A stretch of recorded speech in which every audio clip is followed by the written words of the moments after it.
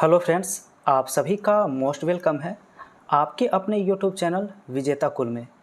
साथियों, इस वीडियो में हम बिहार एसएससी स्नातक स्तरीय प्रैक्टिस सेट नंबर 15 डिस्कस करने वाले हैं। और फ्रेंड्स, एडुटेरिया का ये आपका लास्ट सेट होने वाला है। टोटल इसमें 15 सेट दिए गए थे। तो जीके जीएस का आज आपका यहाँ पर लास्ट सेट होने वाला है। इसके बाद फ्रेंड्स हम प्रीवियस ईयर का क्वेश्चन शुरू करने वाले हैं। ठीक है, तो प्रीवियस ईयर का क्वेश्चन आप लोग कंप्लीट करना चाहते हैं जीके जीएस मैथ्स और रीजनिंग, तो आप लोग कमेंट में ज़रूर बताइएगा। तो प्रीवियस ईयर का यहाँ पर प्रतिदिन वीडियो इसके बाद दिया जाएगा। इसके बाद कोई भी आपका अपडेटेड सेट और आता है तो ज़रूर करवाया जाएगा, फिर से शुरू किया जाएगा। तो फ्रेंड्स, चैनल पर नए हैं आप लोग चैनल को सब्सक्राइब करके बेल आइकन के घंटे प्रेस कर लीजिए। साथ ही साथ इसका पीडीएफ आप सभी को मिल जाता है टेलीग्राम चैनल पर।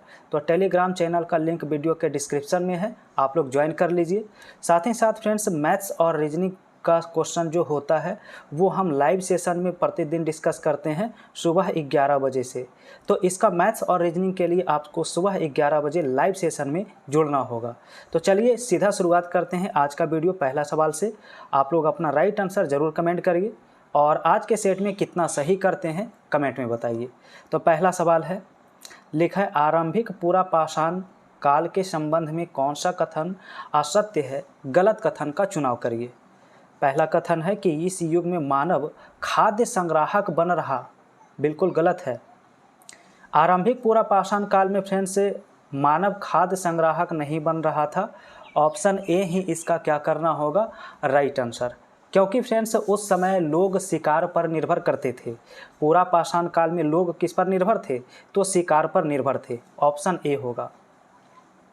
दूसरा लिखा है कि मौर्य वंश के संस्थापक चंद्रगुप्त मौर्य की विजयों का किनके ग्रंथ में विस्तृत वर्णन मिलता है। तो याद रखेंगे विशाख दत्त की जो रचना है उसमें इसकी जानकारी मिलता है। ठीक है, तो राइट आंसर इस सवाल का सी ऑप्शन होगा। विशाख दत्त के द्वारा रचित पुस्तक जो है वो मुद्रा राक्षस है। ये कई बार क्वेश्चन पूछा गया है, मुद्रा राक्षस। ठीक है, याद रखेंगे इस पुस्तक को। क्वेश्चन 3 है, क्वेश्चन है गुप्त वंश के पतन से लेकर आरंभिक 7वीं शताब्दी के वर्ष के उत्थान तक उत्तर भारत में निम्न में से किन राजवंशों का शासन रहा था। तो उत्तर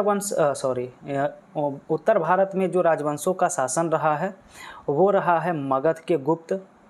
इसके बाद फ्रेंड्स रहा है थानेश्वर की पुष्यभूति, एंड इसके बाद कन्नौज की मौरवरी का और वल्लभी मैत्रक का। तो इस प्रकार इसका राइट आंसर बी हो जाएगा। क्वेश्चन 4 है, लिखा है कि इनमें से किसने हुमायूं को यह प्रस्ताव दिया था कि उसे बंगाल पर अधिकार करने दिया गया तो वह बिहार को समर्पित कर देगा और 10 लाख दिनार की वार्षिक श्रद्धांजलि अर्पित करेगा। तो याद रखेंगे ऑप्शन बी होगा, शेर खान। नेक्स्ट लिखा है कि तुगरील खान ने किसके शासनकाल के दौरान विद्रोह किया था। तुगरील खान के द्वारा जो विद्रोह किया गया था बलबन के शासनकाल में किया गया था। राइट आंसर ए होगा। नेक्स्ट क्वेश्चन है, मध्यकालीन भारत में मनसबदारी व्यवस्था को क्यों लागू की गई थी। तो मनसबदारी व्यवस्था इसलिए लागू किया गया था कि सैनिकों की सुगमता से भर्ती के लिए। ऑप्शन बी राइट आंसर होगा। क्वेश्चन 7 है, लिखा है किसने भारत में चिश्ती संप्रदाय की स्थापना किया था। चिश्ती संप्रदाय की स्थापना किया गया था मोइनुद्दीन चिश्ती के द्वारा। राइट आंसर सी होगा। चलिए इसके बाद क्वेश्चन नंबर 8 है, लिखा है भारत में कंपनी शासन के अंतर्गत शिक्षा के विकास के संदर्भ में निम्नलिखित कथन पर विचार करिए और कौन सा कथन सही है बताइए। तो इसमें पहला कथन बिल्कुल सही है। 1813 के चार्टर अधिनियम ने देश में आधुनिक विज्ञान के ज्ञान को बढ़ावा देने के लिए प्रावधान किए थे, जबकि दूसरा कथन इसका सही नहीं है। तो राइट आंसर इस सवाल का ऑप्शन ए होगा। क्वेश्चन 9 है, लिखा है कलकत्ता जनरल एडवर्टाइजर किसके द्वारा शुरू किया गया था। तो 9 का राइट आंसर क्या होगा, याद रखेंगे James Augustus Hickey, D option. Next लिखा है मेरठ षड्यंत्र के संदर्भ में निम्नलिखित कथन पर विचार करिए और सत्य कथन बताइए कौन सा यहाँ पर कथन सत्य है। पहला है कि यह मामला भारतीय राष्ट्रीय आंदोलन के कम्युनिस्ट और समाजवादी पहलुओं से जुड़ा था। तो पहला कथन बिल्कुल सही है। दूसरा, इस मामले को भारत में मजदूर वर्ग के आंदोलन को कमज़ोर करने के लिए जिम्मेदार ठहराया जाता है। तो इसका दूसरा भी कथन सही लिखा गया है, यानी इस सवाल का राइट आंसर सी होगा, पहला तथा दूसरा दोनों। क्वेश्चन 11 है, हम बहुत बड़ी भूल करेंगे यदि हम बिहार की जनता और उसके मंत्रिमंडल को लीग के नेताओं के हिंसक व असभ्य आक्रमणों के आगे छोड़ देंगे।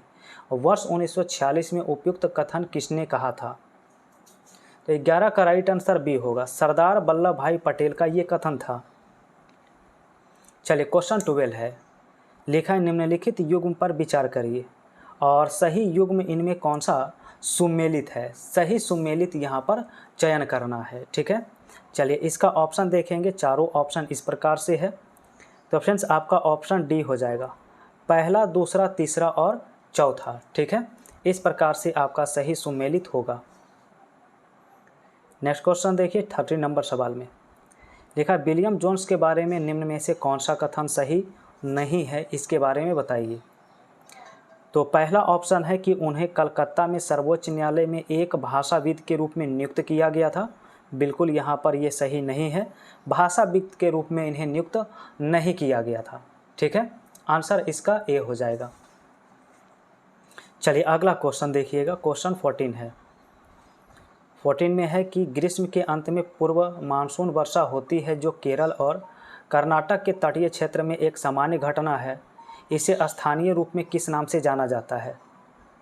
तो स्थानीय रूप में यहाँ पर पूछा गया है।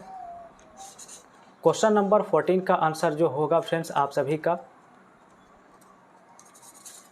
बिल्कुल यहाँ पर ऑप्शन ए सबका राइट होगा, मैंगो सावर्स। क्या हो जाएगा? मैंगो सावर्स इसका राइट आंसर। चलिए नेक्स्ट क्वेश्चन 15 है।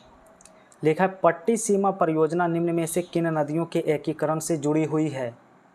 तो ये जुड़ा हुआ कृष्णा और गोदावरी नदी से। नेक्स्ट सवाल 16 है। लिखा है निम्न हिमालय पर्वत श्रेणियों में से किस पर्वत श्रेणी को अटल टनल पार करती है? तो अटल टनल पार करने का काम करती है पूर्वी पीरपंजाल को। आंसर डी हो जाएगा। चलिए क्वेश्चन 17 है।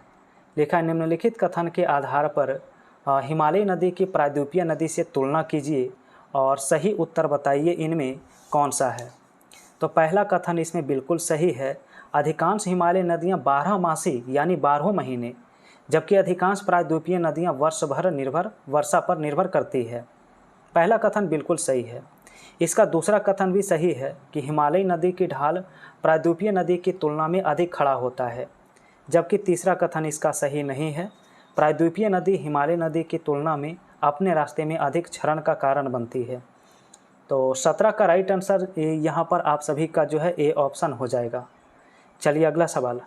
2011 की जनगणना के अनुसार निम्न में से किस धार्मिक समूह में सर्वाधिक साक्षरता दर प्रतिशत दर्ज की गई है?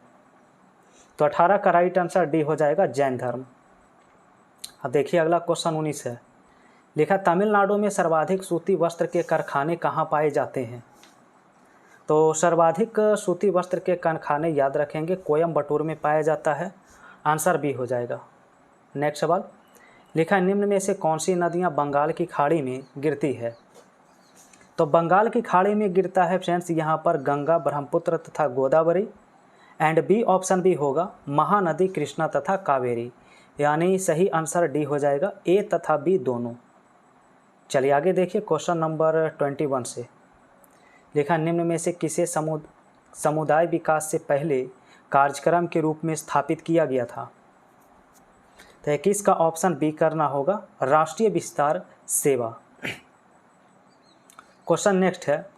भारतीय संविधान के अनुच्छेद 14 में लिखा हुआ कानून के समक्ष समानता किस देश के संविधान से लिया गया है? तो ये ग्रहण किया गया ब्रिटेन के संविधान से। ऑप्शन बी याद रखना होगा। नेक्स्ट सवाल। लिखा संसद में अध्यक्ष और उपाध्यक्ष संस्था का उद्भव किस वर्ष हुआ है? तो 23 का आंसर बी होगा, वर्ष 1921 में। नेक्स्ट सवाल। लिखा लोकसभा के नियम के तहत सदन का नेता का अभिप्राय किससे है? तो सदन के नेता से अभिप्राय होता है प्रधानमंत्री से, प्राइम मिनिस्टर से। चलिए अगला सवाल देखिए क्वेश्चन 25 में। लिखा है लोक लेखा समिति के संदर्भ में असत्य कथन बताइए। कौन सा असत्य कथन है? तो पहला कथन इसका सही है कि इसमें 22 सदस्य शामिल होते हैं। दूसरा कथन गलत है, इसके सदस्य को लोकसभा अध्यक्ष द्वारा नामित किया जाता है। इसका यहाँ पर दूसरा कथन बिल्कुल क्या है, गलत है। ठीक है, तो यहाँ पर राइट आंसर आप सभी का बी ऑप्शन होगा। क्वेश्चन 26 है, संविधान में बजट को वार्षिक वित्तीय विवरण कहा गया, किस अनुच्छेद में इसका वर्णन मिलता है? ठीक है, तो आर्टिकल याद रखना होगा, आर्टिकल 112 में। चलिए 27 लिखा, सर्वोच्च न्यायालय के न्यायाधीश के रूप में नियुक्त होने वाले व्यक्ति के लिए निम्नलिखित योग्यताओं पर विचार करिए और असत्य कथन का चयन करें। कौन सा कथन असत्य है? तो इसमें फ्रेंड्स केवल पहला कथन सही है, वह भारत का नागरिक होना चाहिए, जबकि इसका दूसरा और तीसरा कथन क्या है, गलत है। तो 27 का राइट आंसर जो हो जाएगा ऑप्शन बी हो जाएगा, केवल 2 तथा 3। नेक्स्ट है कि पंचायती राज प्रणाली किस सूची में है? ठीक है, तो पंचायती राज सूची जो होता है राज्य सूची का विषय होता है, ऑप्शन बी होगा। 29 लिखा है, विश्व व्यापार संगठन में भारत किस वर्ष शामिल हुआ था? तो विश्व व्यापार संगठन में शामिल हुआ है भारत वर्ष 1995 में। और अगला क्वेश्चन देखिएगा 30 लिखा, एशियाई विकास बैंक के संबंध में कथन पर विचार करिए। कौन सा कथन सही है बताइएगा? तो इसका पहला कथन सही है, एशियाई विकास बैंक की स्थापना वर्ष 1966 में हुई थी, जबकि दूसरा कथन भी सही है, एशिया प्रशांत क्षेत्र से 67 सदस्य हैं। तो 30 का ऑप्शन बी हो जाएगा, 1 तथा 2 दोनों। आइए अगला 31 है, लिखा, सामान्य कीमत स्तर में बढ़ोतरी निम्न में से किन किन कारण से हो सकती है? कोट में प्रयोग सही उत्तर चुनिए। तो 31 का फ्रेंड्स आपका पहला, दूसरा और तीसरा तीनों सही होंगे और सही होगा डी ऑप्शन। ठीक है, चलिए अब देखिएगा नेक्स्ट क्वेश्चन होगा 32 लिखा है, भारत की विदेशी मुद्रा आरक्षित निधि में निम्न में से कौन सा एक मद समूह सम्मिलित है? तो फ्रेंड्स 32 का जो ऑप्शन है वो बी ऑप्शन करना होगा, विदेशी मुद्रा परिसंपत्ति, भारतीय रिजर्व बैंक द्वारा धारित स्वर्ण तथा विशेष आहरण अधिकार एसडीआर। 33 लिखा है, निम्न में से कौन सी एमएस एक्सेल की मुख्य विशेषताएं हैं? ठीक है, तो एमएस एक्सेल की मुख्य विशेषताएं यहाँ पर होता है डाटा फिल्टरिंग, डाटा सॉर्टिंग और पाइवोट टेबल रिपोर्ट, यानी इनमें से सभी करना राइट आंसर होगा, ऑप्शन नंबर डी होगा ऑल आंसर। चलिए 34 देखिए, लिखा, फ्रंटियर सुपर कंप्यूटर किस देश का है? तो फ्रंटियर सुपर कंप्यूटर जो होता है ये अमेरिका का होता है, ऑप्शन ए हो जाएगा। अगला सवाल 35 है, खेलों के जीवन भर उपलब्धियों के लिए दिया जाने वाला पुरस्कार निम्न में से कौन सा है? तो पुरस्कार होता है ध्यानचंद पुरस्कार, खेलों के जीवन भर उपलब्धियों के लिए, ऑप्शन यहाँ पर डी राइट आंसर होगा। नेक्स्ट है, वायुसेना दिवस कब मनाया जाता है? तो वायुसेना दिवस हर वर्ष 8 अक्टूबर को मनाया जाता है, बी ऑप्शन क्या होगा राइट आंसर। चलिए अगला सवाल 37 है, लिखा है, पोलो खेल में खिलाड़ियों की संख्या कितनी होगी? ठीक है, तो याद रखेंगे पोलो में 37 का राइट आंसर ए ऑप्शन हो जाएगा। पोलो में 4 होता है, कितना होता है? 4। चलिए 38 में लिखा है कि भारत का प्रथम परमाणु रिएक्टर का नाम बताइए। तो प्रथम परमाणु रिएक्टर का नाम है अप्सरा, अप्सरा हो जाएगा बी ऑप्शन। नेक्स्ट है, राष्ट्रीय पर्यावरण अभियांत्रिकी शोध संस्थान निम्न में से कहाँ स्थित है? तो फ्रेंड्स 39 का आंसर सी होगा, नागपुर में स्थित है। अगला सवाल 40 है, लिखा, वह प्रक्रिया जो कच्ची चट्टानों तलछटों को ठोस परतदार चट्टान में परिवर्तित करती है उसे क्या कहते हैं? तो इसे लिथिफिकेशन के नाम से जाना जाता है। नेक्स्ट है, बिहार बजट 2026-27 के अनुसार राज्य की आर्थिक विकास दर कितना रहने का अनुमान है? तो अनुमान है 14.9%, लगभग 15%। चलिए 42 लिखा, फरवरी 2026 में निम्न में से किस देश से लाए गए चीतों को कूनो नेशनल पार्क में छोड़ा गया? तो ये आंसर करना होगा बोत्सवाना, बी ऑप्शन। नेक्स्ट है, हाल ही में किस देश ने वास्तविक प्रदूषण की कमी के लिए जीरो प्राइज की घोषणा किया है? तो जीरो प्राइज हो जाएगा यहाँ पर अपना देश भारत हो जाएगा, A option right answer. Next लिखा है कि भारत की जीडीपी गणना के लिए नया आधार वर्ष तय किया गया है, वो कौन सा है? तो आंसर होगा वर्ष 2022-23, सी ऑप्शन। नेक्स्ट है विश्व के 500 सुपर कंप्यूटर में शामिल भारत का पहला एआई सुपर कंप्यूटर कौन सा है? तो 45 का ए होगा एरावत कंप्यूटर। नेक्स्ट 46 है भारत का पहला राष्ट्रीय गाय संस्कृति संग्रहालय कहाँ स्थापित किया जाएगा? तो 46 का आंसर बी होगा उत्तर प्रदेश में। नेक्स्ट है वर्ष 2027 में एआई शिखर सम्मेलन का आयोजन निम्न में से कहाँ होगा? तो आंसर होगा स्विट्जरलैंड, ऑप्शन बी। नेक्स्ट सवाल है निम्न में से किस राज्य ने अपना पहला आर्थिक सर्वेक्षण 2025-26 जो है प्रस्तुत किया है? तो आंसर इसका होगा उत्तर प्रदेश, यूपी। चलिए 49 लिखा वर्ष 2026 में विश्व स्वास्थ्य दिवस कब मनाया गया? तो 49 के लिए आंसर ए करना होगा 7 अप्रैल को। ठीक है। नेक्स्ट है भारत के 94वां जो ग्रैंड मास्टर मयंक चक्रवर्ती बने हैं उनका संबंध किस राज्य से है? तो 50 का ए होगा आसाम से। नेक्स्ट सवाल है कि विभाज्योतक उत्तक के प्रकार और उनके कार्य के संदर्भ में निम्नलिखित युग्म को सही सुमेलित जो इनमें कौन नहीं है ये बताइए। कौन सा सही सुमेलित नहीं है? तो ऑप्शन डी ऑप्शन सही सुमेलित नहीं है। द्वितीय विभाज्योतक जो तने की पुनः लंबाई का बढ़ना लिखा गया है यहाँ पर इसका सही सुमेलित नहीं होगा।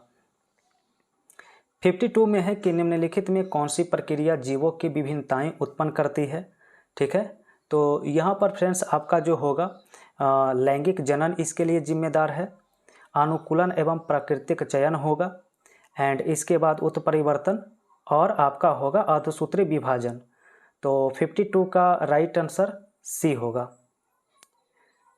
एंड इसके बाद 53 नंबर लिखा विभाज्योतक के संदर्भ में असत्य कथन बताइए। कौन सा असत्य कथन है? तो केवल दूसरा कथन असत्य होगा कि इसमें पाया जाने वाला जीव द्रव्य पतला होता है। राइट आंसर इस सवाल का ए है।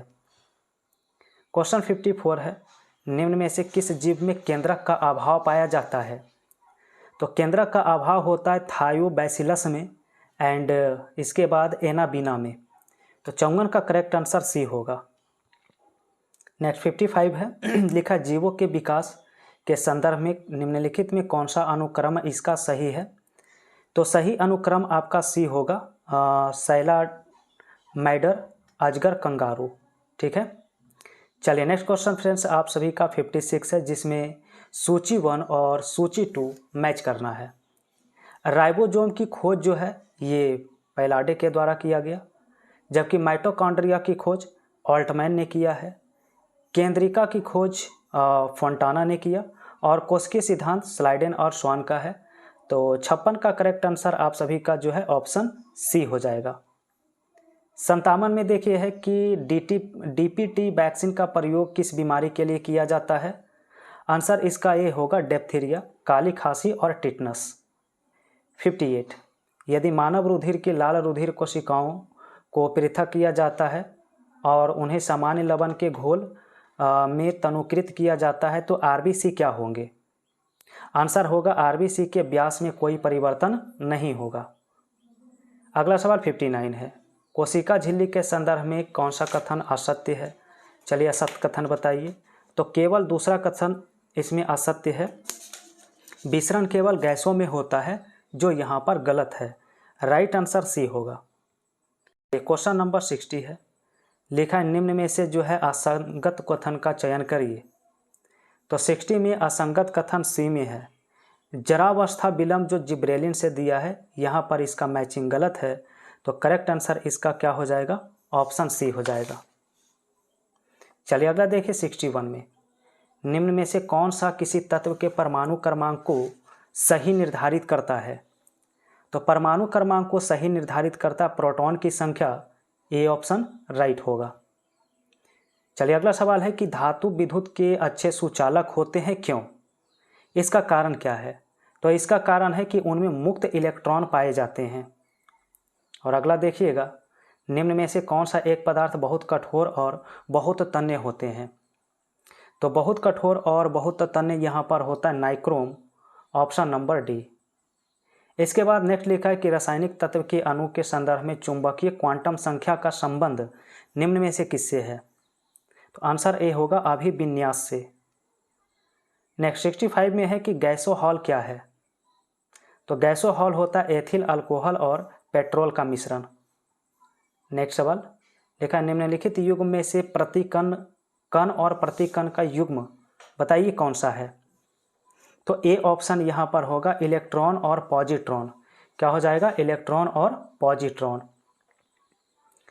नेक्स्ट है वायु में मैग्नीशियम रिबन को जलने से संबंधित कथन पर विचार करिए और सही कथन बताइए इनमें क्या होगा। तो इसका आंसर डी होगा, पहला, दूसरा तथा तीसरा तीनों के तीनों कथन यहाँ पर सही होंगे।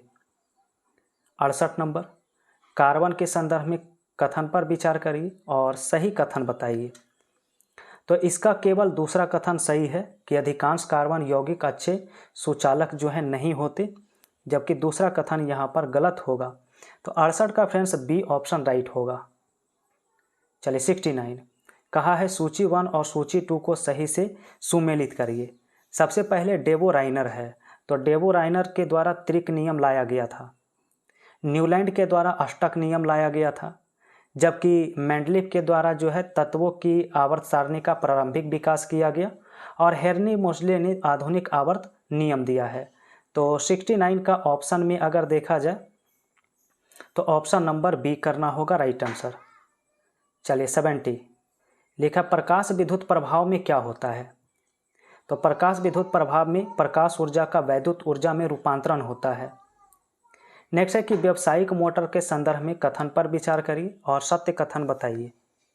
तो इनमें से सभी कथन आपका बिल्कुल सही लिखे गए हैं, इनमें से सभी राइट आंसर होगा। 72 में है निम्न में से कौन सा ग्राफ एक समान त्वरण को दर्शाता है?